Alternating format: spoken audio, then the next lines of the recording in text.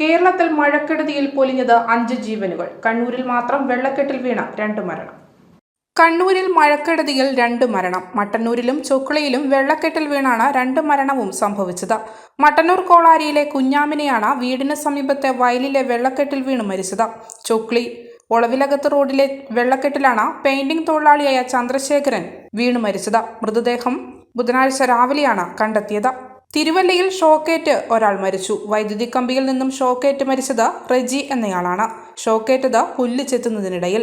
പാലക്കാട് കൊട്ടേക്കാട് കനത്ത മഴയിൽ വീട് ഇടിഞ്ഞു വീണ് അമ്മയ്ക്കും മകനും ദാരുണാന്ത്യം സംഭവിച്ചു. വീടിനുള്ളിൽ കിടന്നുറങ്ങുകയായിരുന്നവരാണ് മരണപ്പെട്ടത്. കൊട്ടേക്കാട് കോടക്കുന്ന് വീട്ടിൽ പരേതനായ ശിവന്റെ ഭാര്യ സുലോചന, മകൻ രഞ്ജിത്ത് എന്നിവരാണ് മരിച്ചത്.